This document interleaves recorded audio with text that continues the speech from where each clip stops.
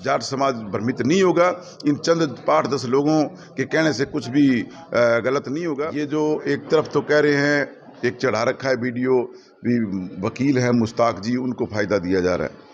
तो मैं इनसे पूछना चाहूँगा, पहले तो मीडिया के माध्यम से भी उनको फ़ायदा कैसे हो रहा है इस ज़मीन की। जब समाज में राजनीति घुस जाती है ना, तो समाज जो है वो गलत रास्ते पे चल पड़ता है, और ये समाज को भ्रमित कर रहे हैं। ये लोग उस जगह को कब्जा करने की फिराक में है, ना कि समाज के कोई आगे जो काम है उनको करने की। आज तक जाट समाज के कुछ जो अगुआ हैं, जो नेता हैं, वो पूरे समाज को भ्रमित कर रहे हैं। कोई जाट समाज, ये कुछ चंद जो लोग बैठे हैं, इनसे नहीं चलता। बहुत बड़ा समाज है, और समाज ये अपने आप तय करेगा कि किसने क्या किया, किसने क्या नहीं किया। ये जो जगह है बराबर, इनके पास एक तो जाट छात्रावास के लिए जगह आवंटन हुई है।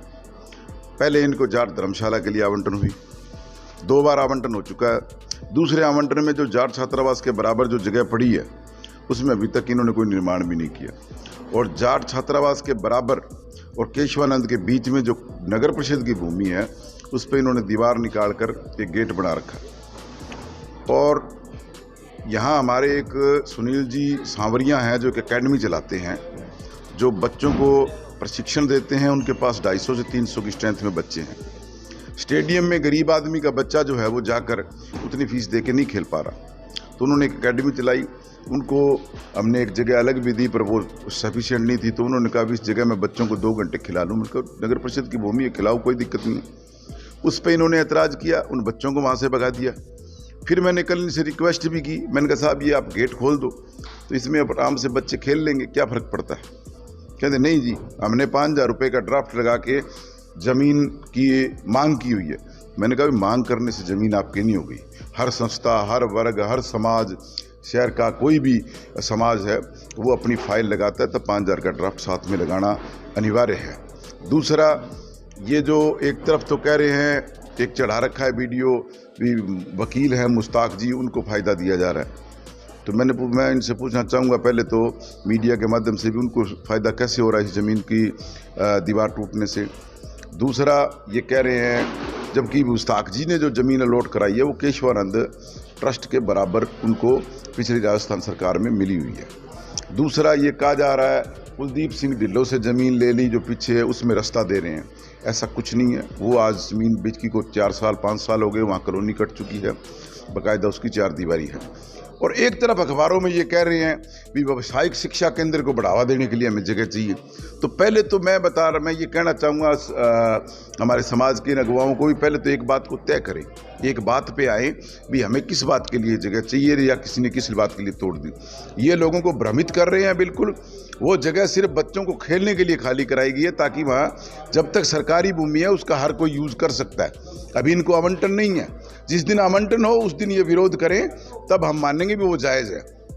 दूसरा, सन 2018 में राजा सूरजमल के नाम से एक चौक स्वीकृत कराया हमने बोर्ड में, वीर तेजा जी के नाम से एक चौक स्वीकृत कराया, 3 रोडों के नामकरण कराए, उसमें आज तक भी इम्प्लीमेंट नहीं हुआ। मैं पूछना चाहता हूं इन अगवाओं से भी, क्या सिर्फ कब्जा करने के माहिर हैं? क्या समाज के इन चौकों को बनाने का इनका कोई दायित्व तो नहीं है? ये लोग उस जगह को कब्जा करने की फिराक में है, ना कि समाज के कोई आगे जो काम है उनको करने की। आज तक इनसे एक चौक नहीं बना, और बड़ी बड़ी बातें करते हैं ये। तो लोगों को सिर्फ जाट समाज के जो लोग हैं उनको भ्रमित कर रहे हैं, उनको बिना मतलब आगे करके, कभी कहते हैं हम आंदोलन करेंगे, कभी कुछ करेंगे। तो उसका तुक क्या आंदोलन का, जब आपके पास कोई टाइटल ही नहीं कोई चीज़ का। ज़मीन मांगने से ज़मीन नहीं मिल जाती। आज तक ये 1 साल हो गया। मैं इनसे पूछना चाहता हूँ, ज्योतिराम जी नोजल से भी, एक बार भी आके मेरे से कभी मिले भी, ये जी हमने फाइल लगा रखी है, मेरे मुँह पर लाए उनको। कल मैंने उनसे पूछा था ये सवाल, क्या जी नहीं गए? मैंने कहा क्यों, कैसे जाओ, क्यों गए, गए क्यों नहीं? आप आते ना मेरे पास, कभी नहीं आए। क्योंकि ये जो जब समाज में राजनीति घुस जाती है ना, तो समाज जो है वो गलत रास्ते पे चल पड़ता है, और ये समाज को भ्रमित कर रहे हैं। ऐसा जाट समाज भ्रमित नहीं होगा। इन चंद 8-10 लोगों के कहने से कुछ भी गलत नहीं होगा।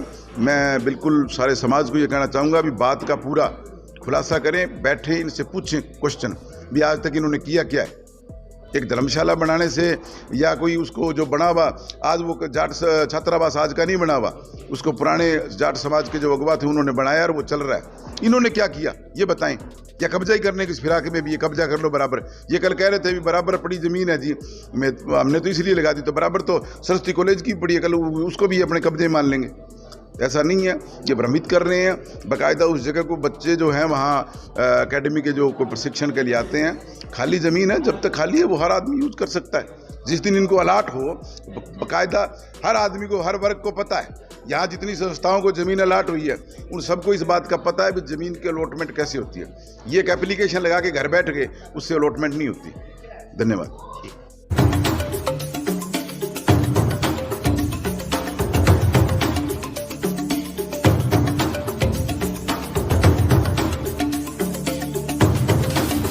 आप देख रहे हैं Hindi news channel public plus Rajasthan. यदि आपने हमारे चैनल को अभी तक सब्सक्राइब नहीं किया है तो सब्सक्राइब करें और पेज को फॉलो जरूर करें।